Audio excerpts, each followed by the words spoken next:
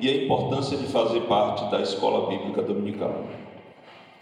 Primeiro, amados irmãos, eu quero dizer aqui que não existe caminhada para o céu sem o conhecimento da palavra de Deus. Não existe caminhada para o céu sem o conhecimento da palavra de Deus.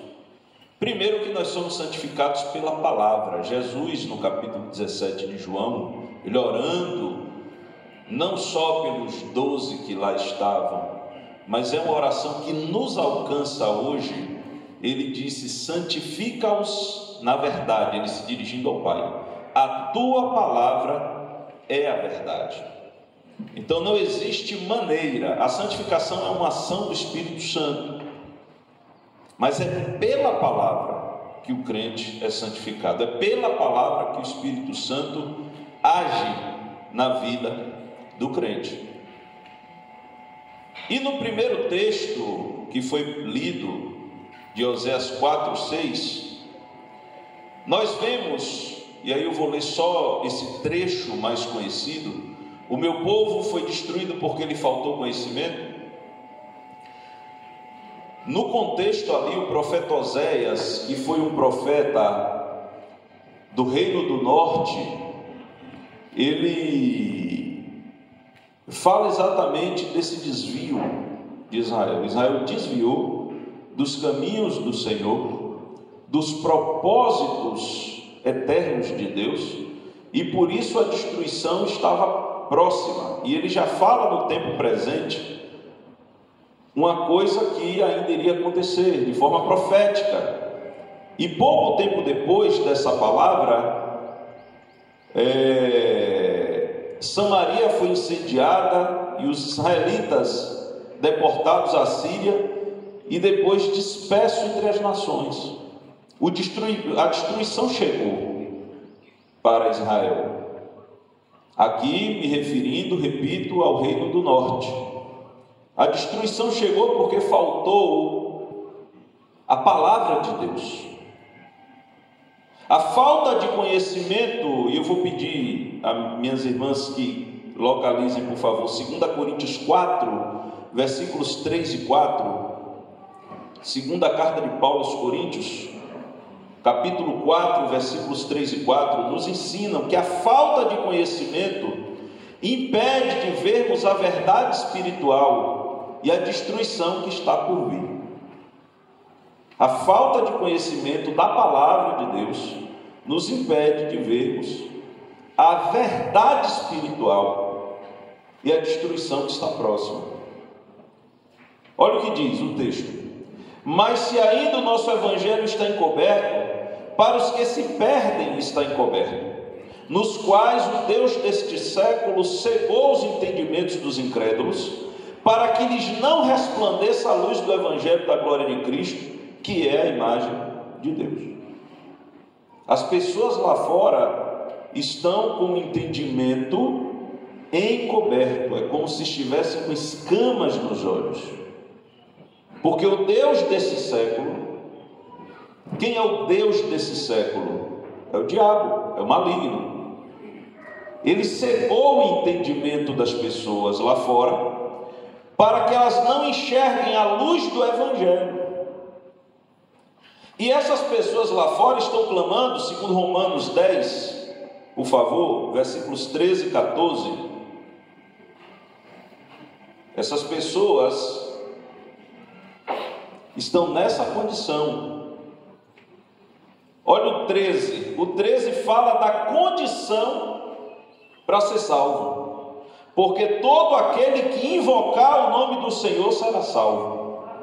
Invocar aqui, no sentido original da palavra, tem um significado como que convidar para entrar. Invocar é como convidar para entrar, chamar para entrar. Todo aquele que convidar Jesus para entrar será salvo. Ele não disse à igreja de Laodiceia que estava desviada, ele disse: eis que estou à porta e bato. Se alguém ouvir a minha voz e abrir a porta, eu entrarei e cearei com ele e ele comigo. A salvação não é uma imposição, mas é uma oferta de Deus.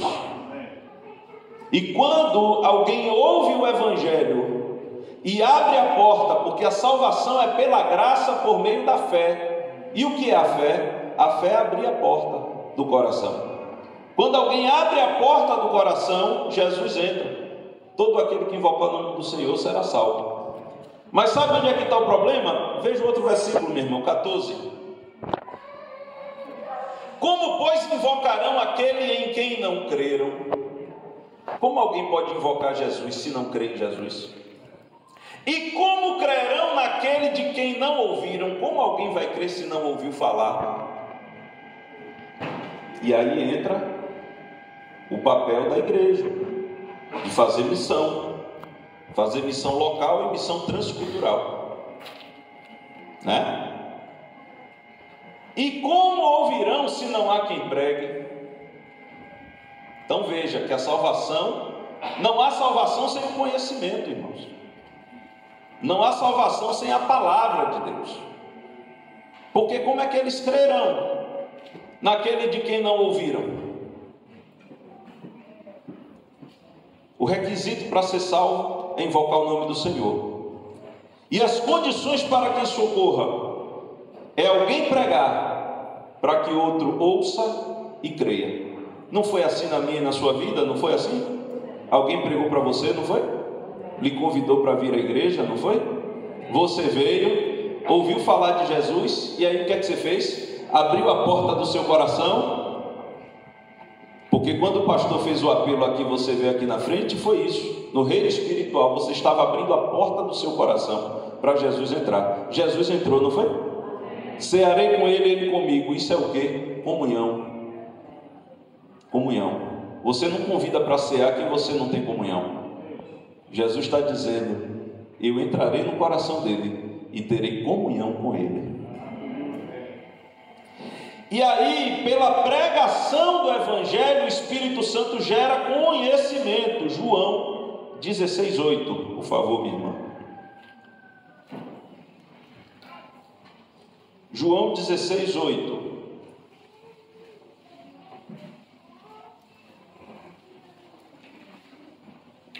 Olha o que diz: e quando ele vier, convencerá o mundo do pecado, da justiça e do juízo. Aquela pessoa que estava lá fora, sem o conhecimento da verdade e caminhando para a destruição, agora essa pessoa é convencida. Mas esse convencer não é um convencer quando a gente quer passear e quer chamar o amigo e o amigo não quer ir, a gente acaba convencendo ele aí. Não é esse convencer. O convencer que a Bíblia está falando é gerar convicção, é esclarecer as coisas. Quando a igreja prega o Evangelho, e eu vou chegar na EBD daqui a pouco, não se preocupe não, é porque a gente tem que preparar aqui o caminho. Quando a igreja prega o Evangelho, o Espírito Santo tira a escama dos olhos da pessoa e faz a pessoa enxergar a verdade. Convencer aqui no original, que a Bíblia foi escrita no hebraico, aramaico e grego, o Novo Testamento no grego. E o termo aqui para convencer significa gerar conhecimento. De acordo com o dicionário, significa repreender com causa suficiente e também efetivamente de tal forma levar o censurado à confissão, ou pelo menos à convicção do pecado. Quando alguém ouve o evangelho genuíno de Jesus, não é esse evangelho misturado que tem aí fora, adulterado que tem fora, é o evangelho verdadeiro. Quando alguém ouve o evangelho verdadeiro, ele é convencido pelo Espírito Santo de que ele é pecador, está caminhando para a perdição e precisa de salvação e precisa de um Salvador, e o único Salvador é Jesus Cristo. O Espírito Santo gera essa certeza no coração do homem. Ô pastor, mas eu prego e nem todo mundo aceita Jesus. Por quê? Vamos lá, Bíblia. 2 Coríntios 14, 2 Coríntios 2, versículos 14 a 16. 2 Coríntios 2, versículos 14 a 16. Olha o que diz. Aqui é o apóstolo Paulo.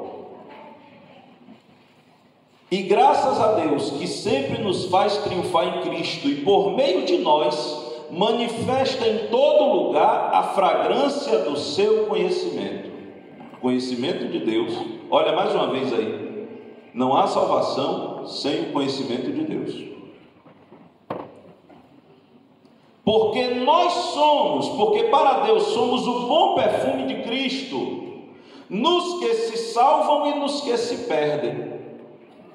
É por isso que a igreja prega e alguns aceitam Jesus e outros não. Mas todos sentem o cheiro. Sabe quando você compra aquele perfume bom, né? Caro, economiza ali, faz um esforço e compra um bom perfume. Você passa, todo mundo fala, né? Não é? E perfume cheiroso. Quando a igreja passa, todo mundo sente o cheiro de Cristo. Todo mundo, ninguém fica indiferente. Agora o próximo versículo, olha o que diz. Para estes quem? Os que se perdem. Certamente cheiro de morte para a morte. Mas para aqueles, os que se salvam, cheiro de vida para a vida. Você entendeu, irmão? Ninguém fica indiferente à pregação da palavra. Ninguém. Agora alguns vão crer e vão aceitar Jesus e vão sair daqui alegres, com a alegria da salvação. Outros não vão crer e vão embora sem aceitar Jesus. Mas eles também receberam a verdade e no juízo final eles serão julgados por rejeitarem a verdade de Deus. Mas agora vamos falar de quem aceitou Jesus. João 8,32, nós já lemos. E conhecereis a verdade, e a verdade vos libertará. Pronto, você aceitou Jesus. Você veio aqui na frente, o pastor orou por você, você aceitou Jesus. Você conheceu a verdade. Já foi falado aqui quem é a verdade. A igreja lembra quem é a verdade? Quem é a verdade, irmão? Jesus. E conhecereis Jesus, e ele vos libertará. Jesus, ele disse em João 14,6: eu sou o caminho, a verdade e a vida. Ninguém vem ao Pai a não ser por mim. Não adianta alguém dizer que é bom, porque bom só é Deus. Nós somos falhos, nós temos defeitos. Se não fosse a misericórdia de Deus, a graça do Senhor, a gente nem estaria aqui. Não é verdade? É a misericórdia do Senhor que nos mantém de pé. O profeta, ele disse, o profeta Jeremias, que as misericórdias do Senhor são a causa de não sermos consumidos, porque as suas misericórdias não têm fim, e novas são a cada manhã. Toda vez que você acordar, lembre disso. Você só acordou porque a misericórdia do Senhor se renovou sobre a sua vida. E isso é todo dia. Então, meu irmão, você não tem nem motivo para acordar triste, viu? Se eu fosse você, acordava cantando todo dia. Vamos lá, glória a Jesus. O versículo 36 de João 8 diz: se pois o Filho vos libertar, verdadeiramente sereis livres. Agora eu vou pedir, minhas irmãs, 2 Coríntios 10, versículos 4 e 5. Porque agora esse crente aceitou Jesus, mas ele aceitou Jesus e ele ainda precisa cumprir as ordenanças de Jesus. Ele veio por uma ação do Espírito Santo, que o convenceu do pecado, da justiça e do juízo. O pregador anunciou a palavra, o pastor pregou o evangelho, e ele foi convencido que precisava de salvação. E agora ele veio, aceitou Jesus, Jesus entrou nele, o Espírito Santo habita no crente, e aí começa o processo. Existe uma coisa chamada santificação, que opera em nossa vida em 3 fases. A santificação posicional, porque eu estava caminhando na direção errada, e aí, quando eu aceitei Jesus, o Senhor me colocou para caminhar na direção certa. Isso é a santificação posicional. Você que aceitou Jesus, você que já é crente, é santo, você é santo. Por que você é santo? Porque você foi separado deste mundo para viver uma nova vida com Cristo. Mas existe a santificação progressiva, que é o aperfeiçoamento de Deus em nossa vida. Nós vamos todo dia, o Senhor vai tirando uma coisa, né? Todo dia a gente vai melhorando. A Bíblia diz que a vereda do justo é como a luz da aurora, que vai brilhando mais e mais até ser dia perfeito, né? Você começa a sua caminhada com Jesus lá 5 horas, 6 horas da manhã, aquele primeiro sol, e vai, daqui a pouco está lá o solzão de meio-dia brilhando tudo. Eu ainda não estou lá não, no sol de meio-dia, mas eu estou caminhando para lá. Você está também, amém? Amém? Você não é hoje o que você era ontem. Você deu mais um passo de fé em direção ao céu. Todo dia um passo, todo dia uma melhora, todo dia uma coisa Deus vai tirando. É por isso que o crente não pode enganar ninguém, o crente não pode mentir, o crente não pode fazer negócios e enrolar as pessoas. O crente não faz essas coisas. O crente tem uma mulher só, não é verdade? Porque Jesus já entrou nele, não é verdade? O crente não agride a esposa, faz isso não, o crente cuida bem. A crente não desrespeita o marido, não desobedece o marido, é leal, é fiel, e assim a gente vai melhorando na presença de Deus. E quem faz a gente melhorar todo dia? É o Espírito Santo. Se pois o Filho vos libertar, verdadeiramente sereis livres. E esse crente agora, porque o texto diz: porque as armas da nossa milícia não são carnais, mas sim poderosas em Deus para a destruição das fortalezas, versículo 5, destruindo os conselhos e toda altivez que se levanta contra o conhecimento de Deus, levando cativo todo o entendimento à obediência de Cristo. Pronto. O que começa a acontecer na escola bíblica dominical é isso. O seu entendimento agora começa a ser transformado pela palavra de Deus. Você começa a entender as coisas pela palavra de Deus.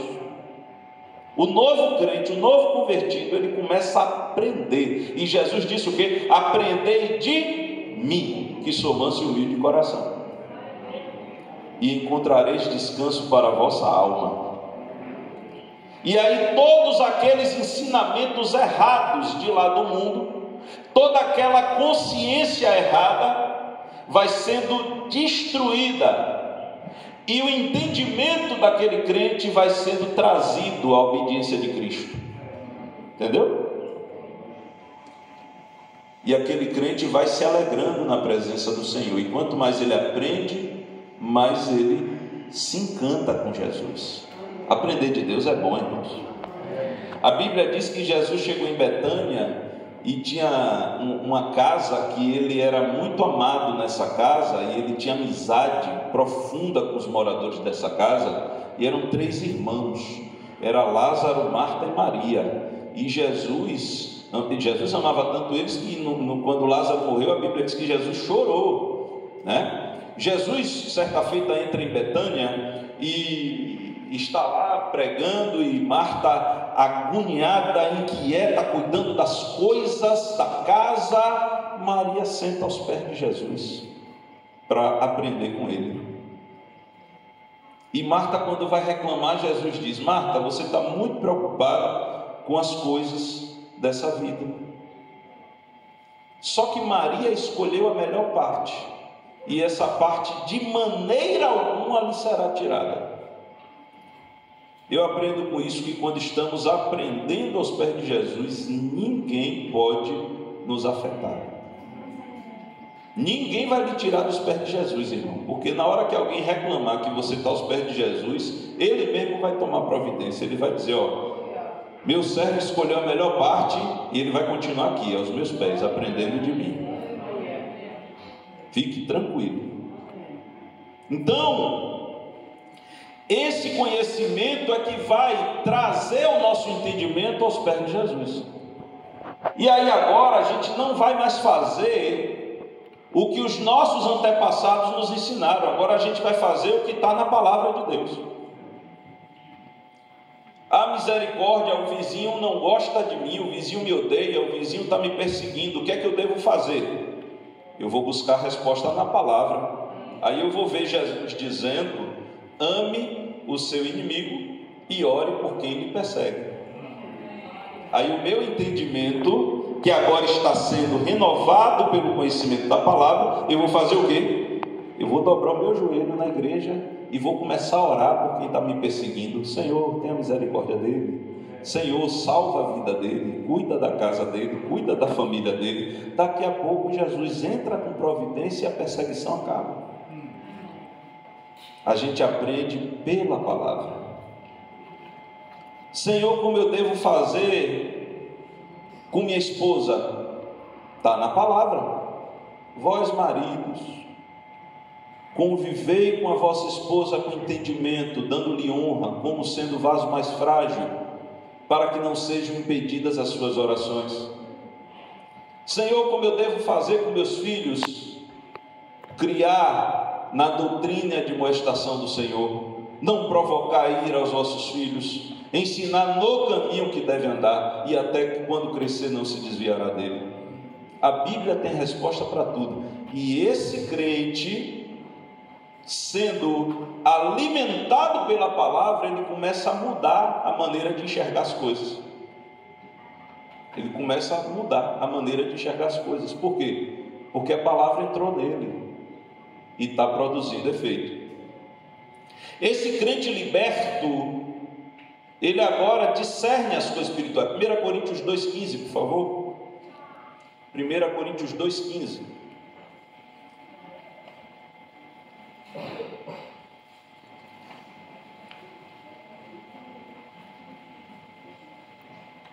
Diz assim: mas o que é espiritual discerne bem tudo, e ele de ninguém é discernido. Esse texto diz que o homem carnal não entende as coisas espirituais, porque elas se discernem espiritualmente, mas o que é espiritual discerne bem tudo, e de ninguém é discernido. Você começa a enxergar as coisas pela ótica de Deus.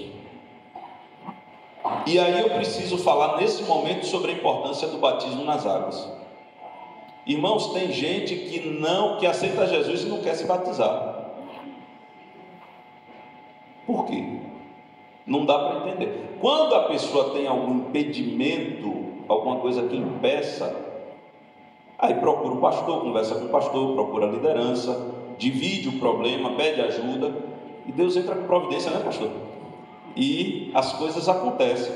Mas uma pessoa que não tem impedimento nenhum e não quer se batizar, por quê? Ah, porque eu não quero. Mas quer ir para o céu? Quero. E como é isso? Porque o batismo é a ordenança de Jesus. Jesus disse para se batizar. O batismo não é para salvar, o batismo é para o salvo. O salvo naturalmente deseja o batismo nas águas. Por quê? Porque ele quer cumprir tudo que Jesus mandou. Tudo que Jesus mandou está lá em Mateus 28. Porque uma dúvida, não sei se aqui tem essa dúvida, mas lá no Brasil tem essa dúvida, porque alguém diz que o batismo é em nome de Jesus e outro diz que o batismo é em nome do Pai, do Filho e do Espírito Santo. Vamos ver o que Jesus ensinou? Mateus 28, 19. Porque tem alguns versículos em Atos dos Apóstolos que falam do batismo em nome de Jesus, mas isso significa que quando eu estou batizando alguém em nome de Jesus, significa que eu estou batizando alguém por ordem de Jesus. Jesus mandou que a gente batizasse os novos convertidos. Mas a fórmula do batismo é essa aqui. A fórmula do batismo é essa. Portanto, ide ensinar todas as nações, batizando-as em nome do Pai e do Filho e do Espírito Santo. Foi o próprio Jesus que deixou esse texto. Então, o batismo é uma ordenança de Jesus. A fórmula do batismo é em nome do Pai, do Filho e do Espírito Santo. E o batismo, como a palavra significa imergir, o batismo é por imersão, né? É por imersão. Mas o novo convertido, ele precisa buscar em Deus, organizar sua vida e, sem muita demora, buscar o batismo nas águas, porque ele precisa tomar a ceia do Senhor, ele precisa participar da comunhão com a igreja, do corpo de Cristo, ele precisa ter compromisso com Deus. Eu tive um pastor que ele dizia, para morar no céu tem que ter compromisso com o dono do céu. Eu não posso querer ir para o céu se eu não tenho compromisso com o dono do céu. E quando temos uma vida comprometida aqui na terra, irmãos, ele não nos desampara. Então, fica o conselho: se não há nada que lhe impeça, procure, ore, peça ajuda ao pastor, peça ajuda à liderança da igreja e busque o batismo nas águas. Amém? Vamos seguir. 2 Coríntios 13:8. Porque Jesus é a verdade que liberta, e essa verdade nos achou e nos alcançou. E eu já estou caminhando para a parte final, para não cansar muitos irmãos. Mas olha o que diz 2 Coríntios 13:8. Porque nada podemos contra a verdade, senão pela verdade. A verdade que nos achou, nos alcançou e nos libertou, agora é o nosso modo de vida. Só podemos fazer as coisas pela verdade. E como é que eu sei o que é verdade e o que não é? Como é que eu sei o que é bom e o que não é? Irmãos, eu vou fazer uma pergunta aqui, eu já sei a resposta, mas é só para criar uma dinâmica. Alguém aqui já sabe toda a vontade de Deus? Completa, 100%? Nem eu. Que bom, né?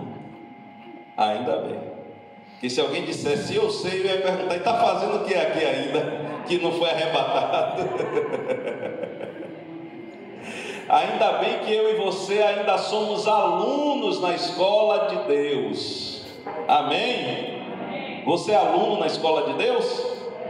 Se não for, procure ser. Porque não podemos nada contra a verdade, senão pela verdade. E aqui não está se referindo somente a Jesus, mas às verdades de Deus que estão na Bíblia Sagrada. Irmãos, a gente não pode viver como alguém por aí, de revelação em revelação. Eu sei que Deus fala em profecia. Deus fala em profecia, Deus fala através de sonho, Deus fala através de visão. Deus fala, os dons espirituais são para hoje. Mas tudo precisa passar pela palavra. E quem conduz a bússola da igreja, o manual da igreja é a Bíblia. O manual da igreja não é o profeta, é a Bíblia. A profecia por excelência é a Bíblia Sagrada. Não adianta alguém dizer, é porque eu vou na casa de um homem aí, que o homem revela tudo, problema dele. Se a Bíblia disser que não, é não. E se a Bíblia disser que é. Eu pastoreei uma igreja uma vez, e tinha um grupo de jovens que ia na casa de uma profeta, isso foi lá no Brasil, ia na casa de uma profeta e a profeta revelava um monte de coisa. E me chamaram para ir na casa dessa profeta. E quando eu perguntei a ela onde ela congregava, ela gaguejou, ela não soube dizer onde congregava. Irmão, ovelha sem pastor é ovelha desgarrada. Um crente que não congrega já está errado. Quem é o pastor dele?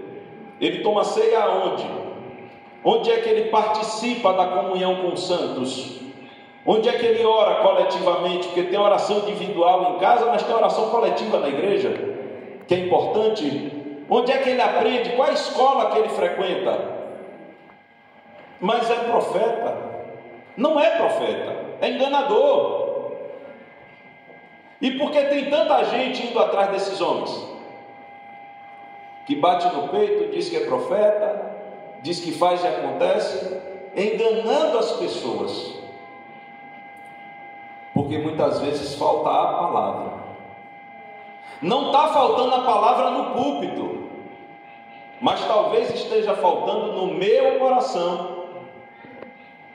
Por quê? Porque se eu não venho para a escola, se eu não venho para os cultos de ensino, como é que eu vou aprender? Se eu não sento para aprender, como é que eu vou saber? E aí, meus amados, dando sequência, 2 de Pedro 3,18, segunda carta de Pedro 3,18, Pedro fala um antes aí, né? Antes, não é assim que está no texto? Antes. O que é que esse antes que está no versículo quer dizer? Vamos ler o 17? O 17. Vós, portanto, amados, sabendo isto de antemão, guardai-vos de que pelo engano dos homens abomináveis, sejais juntamente arrebatados e descaiais da vossa firmeza. Você estava no mundo, Jesus lhe resgatou. Veja que eu estou contando aqui a história da sua vida e da minha vida, né? Pronto, agora você é crente, você está firme na rocha. Aí vem um profeta, de não sei de onde, tentar tirar você da sua firmeza.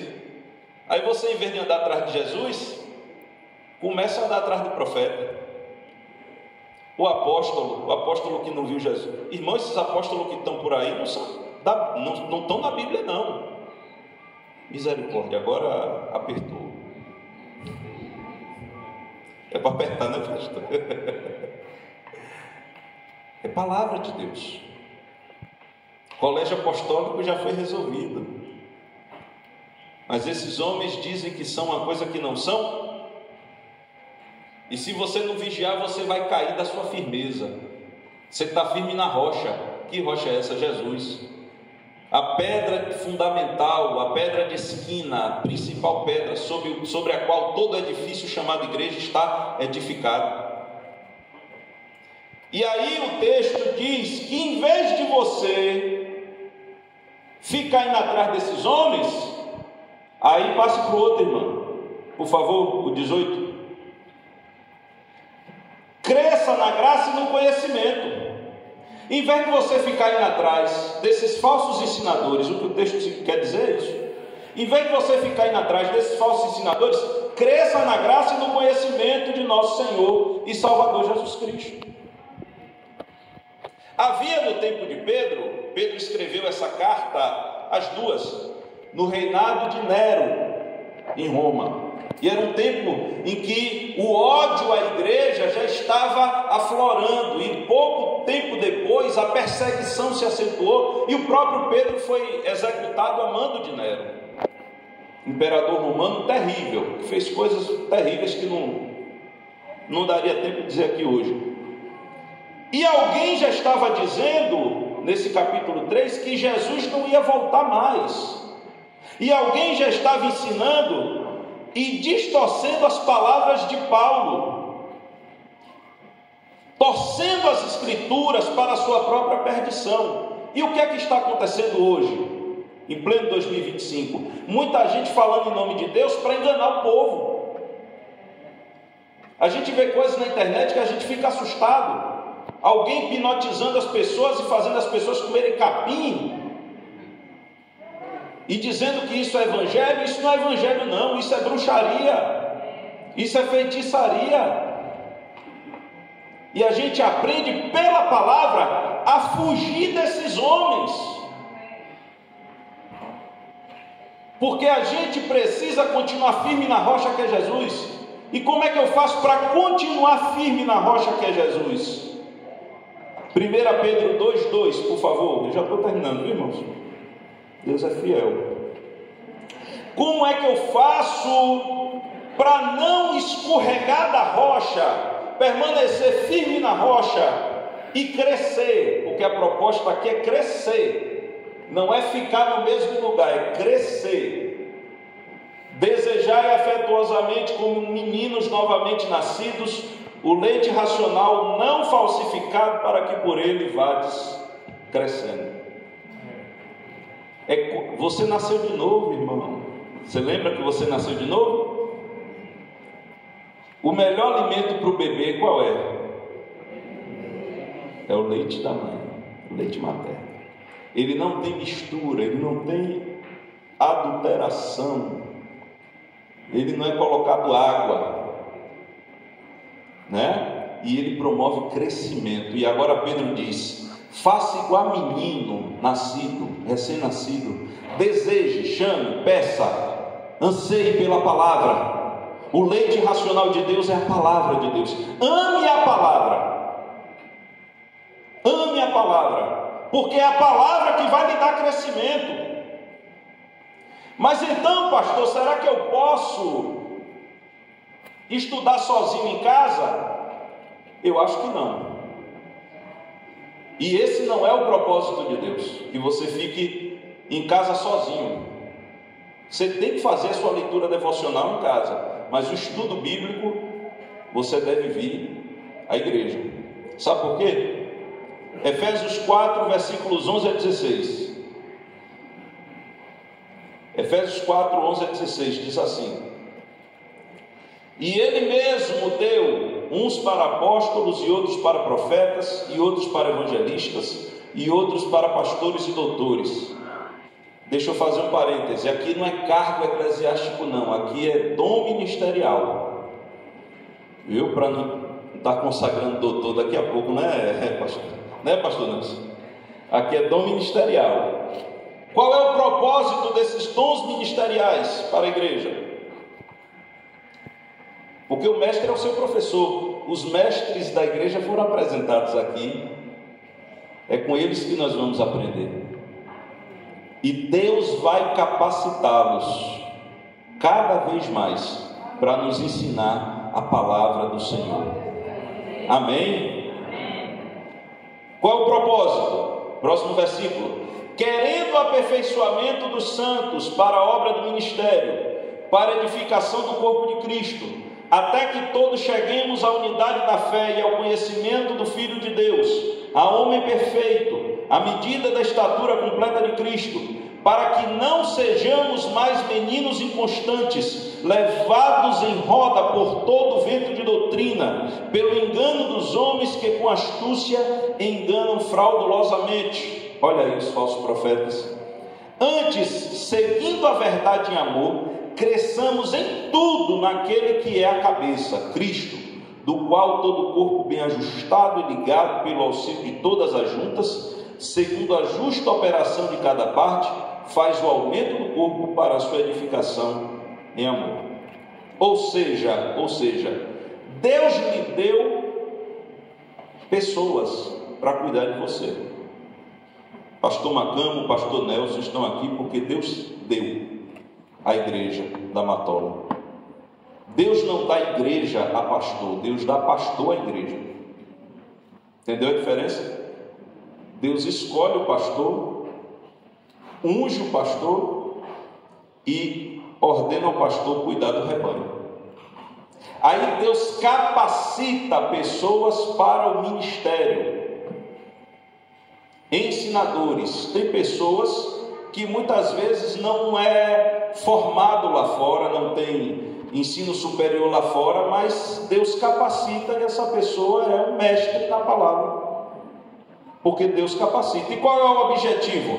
A edificação do corpo, a unidade da fé, o conhecimento de Cristo, para não sermos levados por ventos de doutrina, para seguirmos a verdade em amor e para crescermos em tudo naquele que é a cabeça. Mas tem pessoas que rejeitam a palavra. Tem pessoas que só querem sentir, não querem saber. Tem gente que só quer sentir. O culto só foi bom se ele pulou, se ele chorou, se ele... Não. O culto é bom quando a gente presta uma oferta de adoração e recebe algo da parte de Deus. Tem coisa melhor do que conhecimento de Deus? você ir para casa dizendo: eu aprendi algo novo da parte de Deus hoje. É maravilhoso, porque aquela palavra fica a semana toda no seu coração e você vai, né? Um dia eu lembro que eu disse a uma irmã, irmã, eu preciso que a irmã seja batizada no Espírito Santo. E ela disse: como assim o senhor precisa que eu seja batizado? Eu disse: é porque nós somos um corpo em Jesus.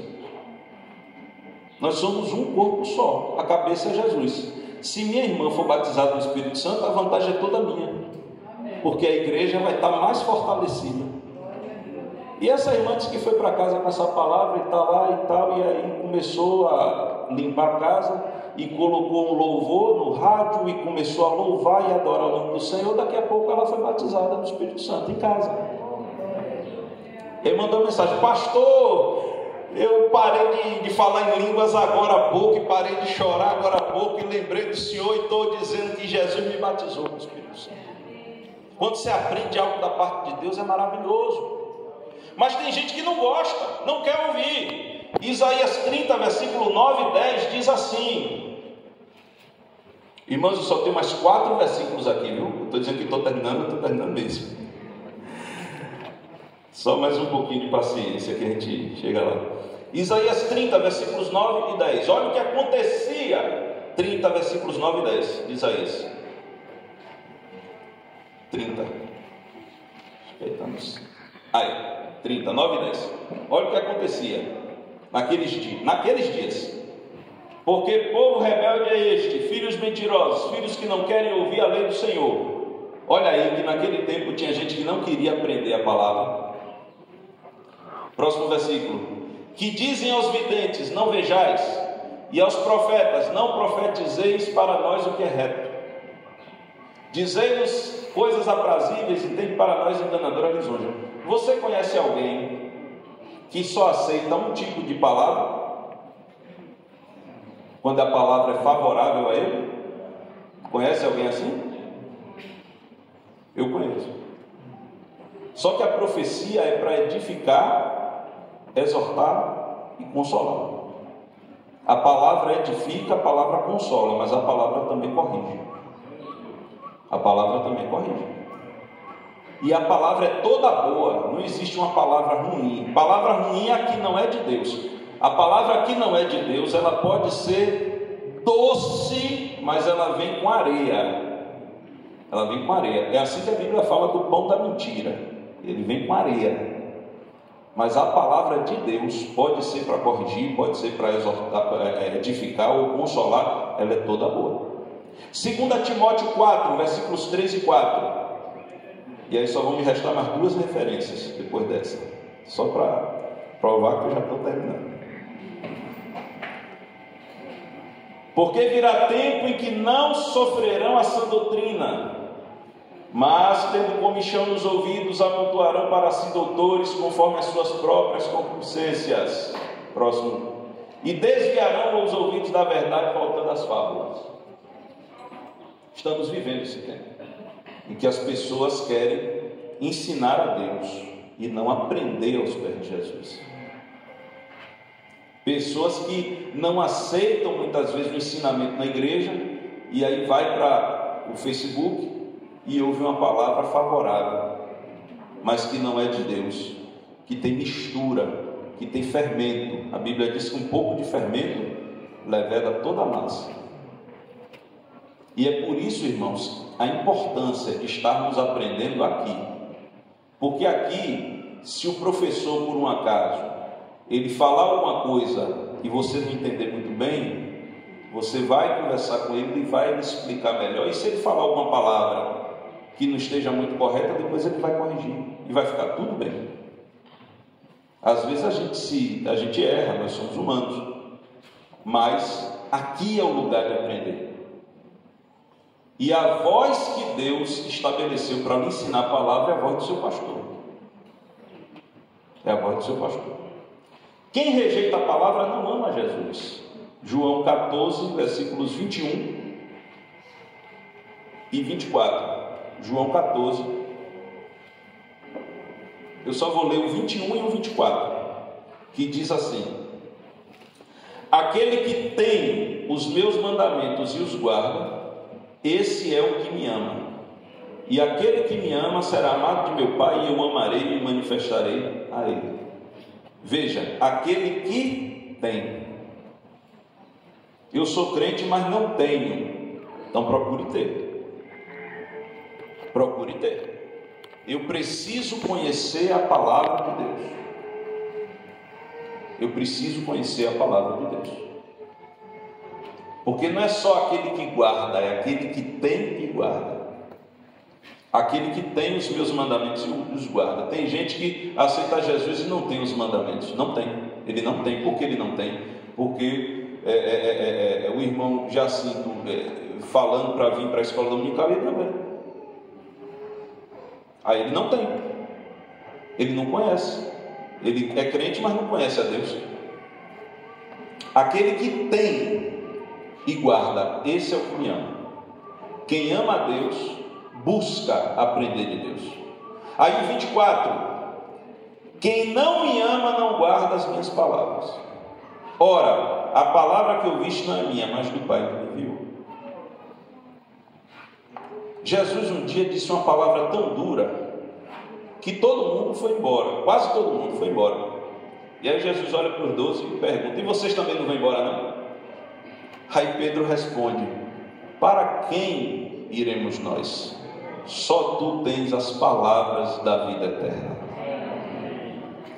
A última referência aqui, e eu encerro, Efésios 5,17. Efésios 5,17.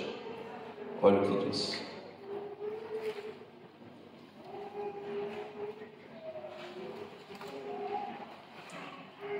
E aqui é um conselho de Deus para mim e para você.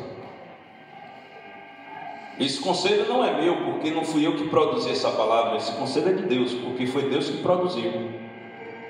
O autor da Bíblia é o Espírito Santo. Então esse conselho é de Deus para mim e para você. Pelo que não sejais insensatos, mas entendei qual seja a vontade do Senhor. Irmão, a vontade de alguém é o que alguém gosta, né? Aí você chega o aniversário do pastor e você quer dar um presente ao pastor. Aí você gosta muito do pastor e tem que gostar mesmo, tem que orar por ele, amar ele. Aí você quer dar um sapato ao pastor. Você vai na loja e compra qualquer numeração?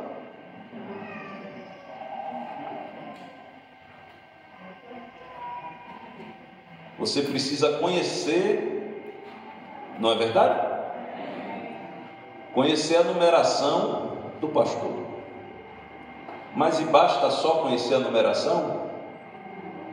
E será que se você comprar um sapato azul, porque você gosta de azul, mas o pastor não gosta de azul, e aí você vai comprar um sapato azul assim mesmo?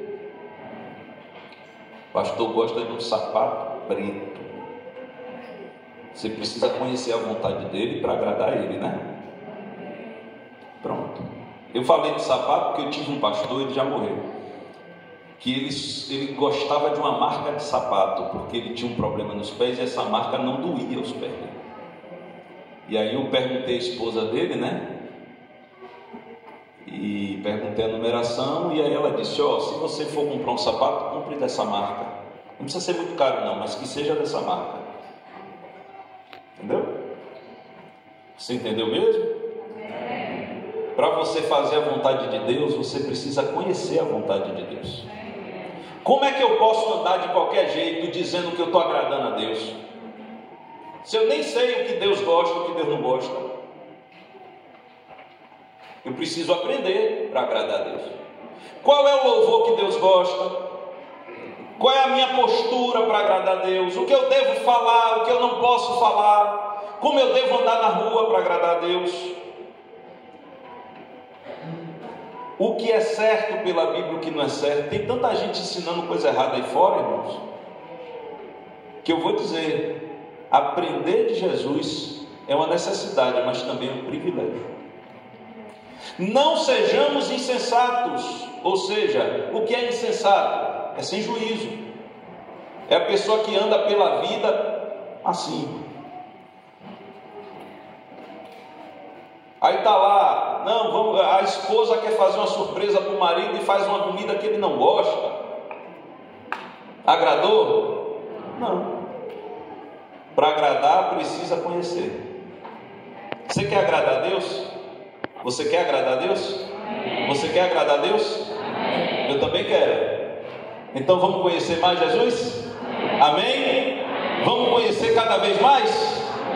Que 2025 seja um ano para a gente conhecer mais a Deus, conhecer mais a sua palavra e conhecer mais a sua vontade. Amém? Deus abençoe em nome de Jesus.